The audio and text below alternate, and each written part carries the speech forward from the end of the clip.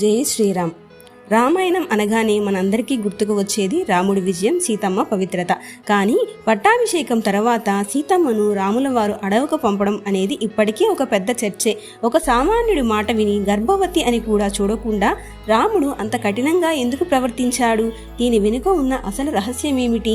వాల్మీకి రామాయణం మరియు ఇతర పురాణాలు చెప్తున్న నిజాలేంటో ఈరోజు వీడియోలో తెలుసుకుందాం.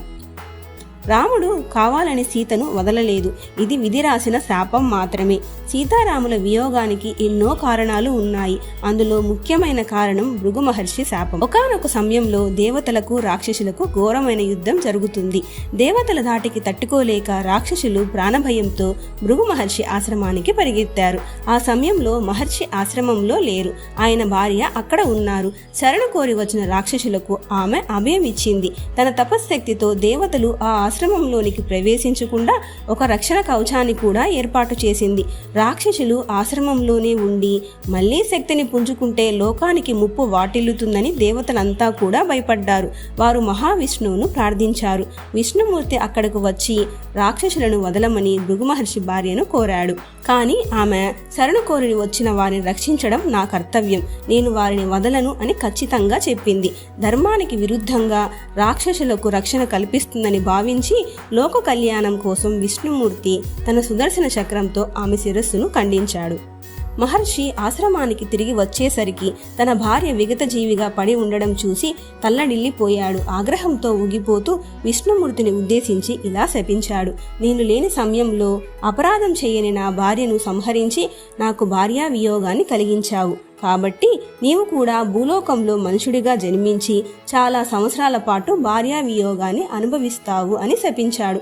ఈ శాపం వల్లే విష్ణుమూర్తి రాముడిగా జన్మించినప్పుడు సీతమ్మను రావణుడు ఎత్తుకుపోవడం వల్ల ఒక 10 నెలల పాటు, ఆ తర్వాత లోకంలో సీతమ్మ వారి మీద చెలరేగుతున్న అపవాదుల కారణంగా సుమారు 12 నుంచి 13 ఏళ్ల పాటు ఇలా మొత్తం మీద బహువార్షికంగా రాముల వారు సీతమ్మ వారికి దూరంగా ఉండాల్సి వచ్చింది.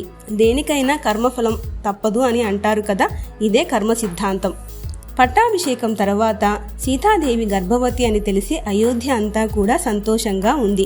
రాముడు సీతాదేవిని ఏదైనా కోరిక ఉందా అని అడిగాడు.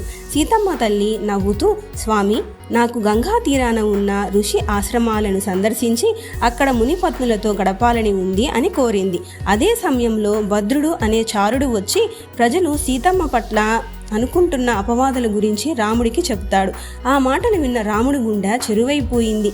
ఇప్పుడు రాముల వారు ఉన్న పరిస్థితిలో రాముడు ఒక భర్తగా కాకుండా ఒక రాజుగా ఆలోచించాల్సిన పరిస్థితి వచ్చింది.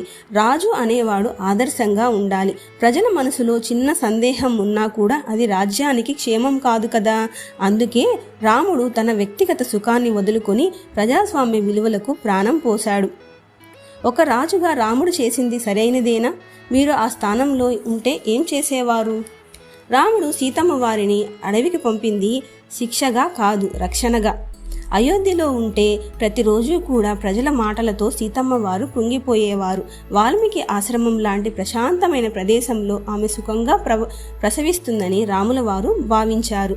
లక్ష్మణుడు సీతమ్మను వాల్మీకి ఆశ్రమం వద్ద దింపి కన్నీళ్లతో అసలు విషయం చెబుతాడు. సీతమ్మ అసలు విషయం విని కుప్పకూలిపోయిన వెంటనే తేరుకొని నా రాముడి కీర్తి కోసం నేను ఏ త్యాగానికైనా సిద్ధమని మౌనంగా భరిస్తుంది.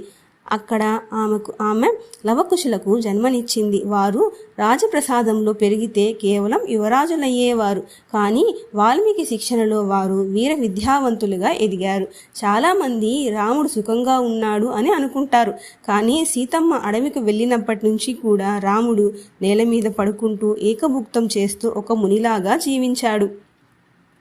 అశ్వమేధ యాగ సమయంలో కూడా వేరే వివాహం చేసుకోకుండా బంగారు సీతను పక్కన పెట్టుకొని తన ప్రేమను చాటుకున్నాడు. సీతమ్మ పడే ప్రతి కష్టాన్ని అనుభవిస్తూ ఒక రాజర్షిలా జీవించాడు రాముడు. చూశారు కదా, సీతా పరిత్యాగం అనేది ఒకరినొకరును ద్వేషించుకోవడం కాదు, లోకధర్మం కోసము ఇద్దరు మహాత్ములు చేసిన త్యాగమే ఇది. ఈ కథ మీకు నచ్చినట్లయితే లైక్ చేయండి, షేర్ చేయండి, సబ్స్క్రైబ్ చేయండి. ఇలాంటి మరిన్ని ఇంట్రెస్టింగ్ కథల కోసం నా ఛానల్ని సబ్స్క్రైబ్ చేసుకోండి. అలానే జై శ్రీరామ్ అని కామెంట్ చేయండి. Thank you for watching my videos. Thank you.